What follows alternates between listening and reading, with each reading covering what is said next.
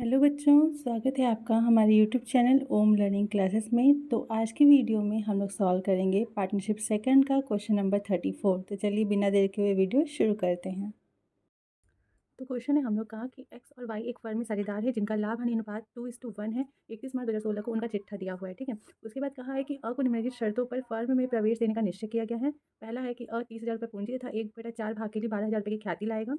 स्कंद तथा मशीन पर 10% का हराज लगाना है।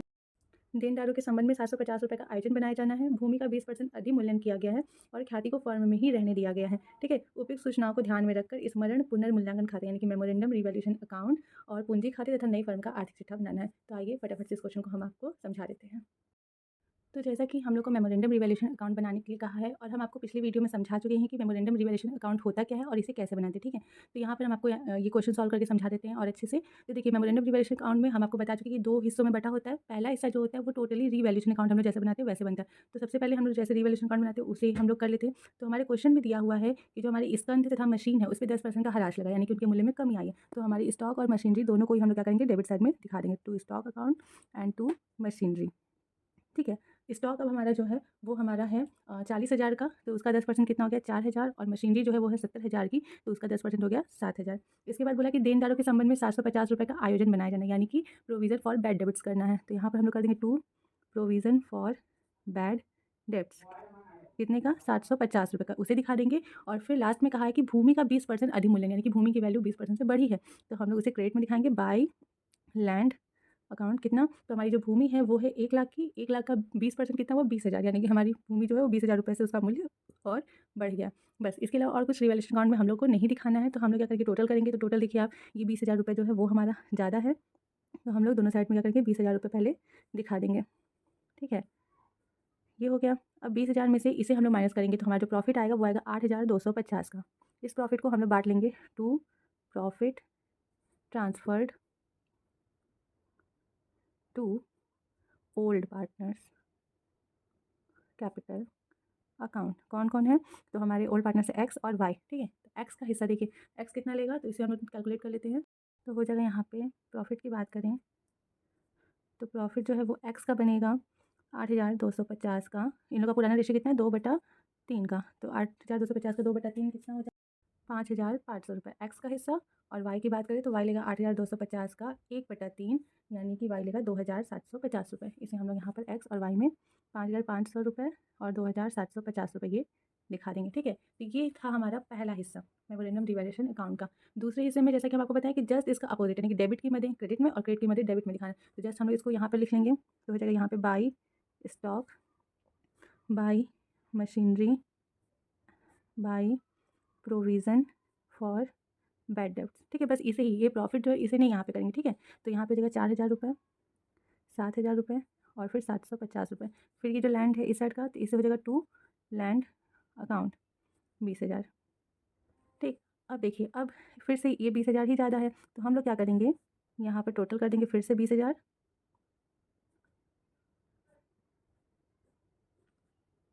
ठीक, अब इस 20,000 में से इसे जब माइनस करेंगे तो अब हमारा है तो सेम अमाउंट, तो हमारे यहाँ पे जो है वो भी 8,250 का ही डिफरेंस आएगा। बट ये जो है ये हमारा लॉस है। ठीक है, ये प्रॉफिट है, ये यहाँ पे लॉस है, तो यहाँ पे हम लोग लिखेंगे by loss transferred to partners capital account. अब ये कौन कौन बांटेगा, तो नए साझेदार और पुराने दोनों यानी कि एक्स वाई और ए जो नया साझेदार है वो भी, ये तीनों लोग ही बांटेंगे। ठीक है, तो इसमें डिफरेंस क्या हुआ कि इसे सिर्फ और सिर्फ हमारा पुराने साझेदार बांट रहे हैं यहाँ पर, और यहाँ पर जो है वो तीनों पार्टनर्स यानी कि नए और पुराने सारे पार्टनर्स बांटेंगे। अब क्योंकि तीनों पार्टनर बांटेंगे तो हमें यहाँ पे क्या करना होगा, नया पीएल रेशियो निकालना पड़ेगा। तो आइए उसे देख लेते हैं। तो यहाँ पे हो जाएगा न्यू पीएल रेशियो। ठीक है, तो देखिए टोटल प्रॉफिट 1 है, ए का हिस्सा 1/4 है, तो रिमेनिंग शेयर कितना बचा 1 - 1/4 = 3/4। अब एक्स का हिस्सा कितना होगा, तो एक्स लेगा 3/4 का 1 और उसका पुराना हिस्सा कितना है 2/3, तो कितना हो जाएगा 6/12। वाई जो है वो लेगा 3/4 का 1/3 यानी कि 3/12 और जो ये नया पार्टनर है वो तो आया है 1/4 के लिए, डिनोमिनेटर सेम करेंगे तो इसका हिस्सा जो हो जाएगा वो हो जाएगा 3/12, ठीक है। तो इस हिसाब से हम लोग का न्यू पेयर रेशियो 6:3:3, शॉर्ट करेंगे तो 2:1:1। इस रेशियो में ये लोग अपना जो है ये रिवैल्यूएशन अकाउंट का लॉस जो है वो बांटेंगे। तो इसे भी देख लेते हैं। तो हो जाएगा यहाँ पे लॉस की अगर हम लोग बात करें तो एक्स जो है वो लेगा 8,250 का 2/4 यानी कि 4,125 रुपये। वाई कितना सहेगा तो 8,250 का 1/4, ठीक है, यानी कि 2,062 रुपये। और ए जो है नया पार्टनर वो भी लेगा 8,250 का 1/4, तो वो लेगा 2,063 रुपये। देखिए 62 और 63 इसलिए क्योंकि पॉइंट में आता है तो यहाँ पे हमने नहीं बढ़ाया, यहाँ पे हम बढ़ा दिए बराबर करने के लिए। तो ये अमाउंट हम लोग रिवैल्यूएशन अकाउंट में दिखा देंगे। तो यहाँ पे सिंपल सा लिख देंगे 4,125, 2,062 और 2,063 रुपये, ठीक। तो ये हो गया हम लोग का memorandum revaluation account. I hope कि आप लोगों को काफ़ी अच्छे से समझ में आया होगा, ठीक है। अब इसके बाद हम लोग बनाएंगे पार्टनर्स कैपिटल अकाउंट। तो ये हो गया हम लोग का पार्टनर्स कैपिटल अकाउंट। इसमें सबसे पहले हम लोग क्या करते हैं, पुराने साझेदारों का कैपिटल दिखाते हैं। तो बाई बैलेंस बीटी हो जाएगा, एक्स का कैपिटल है 60,000 और वाई का है 40,000, ठीक। ये जो है वो लेकर के आया है अपने कैपिटल के लिए 30,000 रुपये।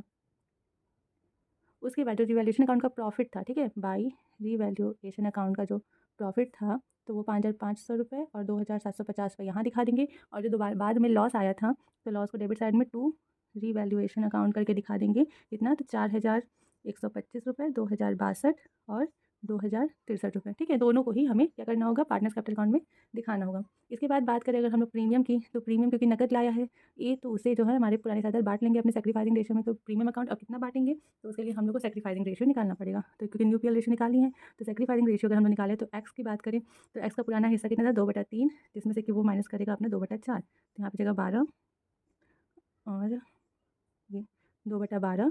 और वाई जो है वो लेगा 1/3 में से वो माइनस करेगा 1/4, ठीक, यानी कि 1/12। तो इन लोग का सेक्रीफाइसिंग रेशियो 2:1 का ही आएगा। इसी रेशियो में ये लोग क्या करेंगे, प्रीमियम डिस्ट्रीब्यूट करेंगे। तो हो जाएगा डिस्ट्रीब्यूशन ऑफ प्रीमियम, ठीक। तो एक्स जो है वो लेगा 12,000 टोटल प्रीमियम है तो 12,000 का 2/3 यानी कि 8,000 एक्स लेगा। और वाई जो है वो लेगा 12,000 का 1/3 यानी कि 4,000, ठीक। तो इसे हम लोग यहाँ पर प्रीमियम अकाउंट में दिखा देंगे, 8,000 यहाँ और 4,000 यहाँ पर। अब उसके बाद जो है हमारे जो बैलेंस शीट आर्थिक चिट्ठा दिया उसमें सामान्य संचय यानी कि जनरल रिजर्व दिया 60,000 का। इस जनरल रिजर्व को भी हमारे जो पुराने पार्टनर्स हैं वो अपने पुराने रेशियो में बांटेंगे। तो यहाँ पे हम लोग करेंगे बाई जनरल रिजर्व कितना है 60,000, तो उसका भी हम लोग को कैलकुलेशन करना होगा। तो यहाँ पे हो जाएगा डिस्ट्रीब्यूशन ऑफ जनरल रिजर्व, ठीक। तो एक्स जो है वो लेगा 60,000 का 2/3 यानी कि 40,000 और वाई जो है वो लेगा 60,000 का 1/3 यानी कि 20,000, ठीक। तो इसे भी हम लोग यहाँ पर दिखा देंगे, यहाँ पे 40,000 और यहाँ पे 20,000।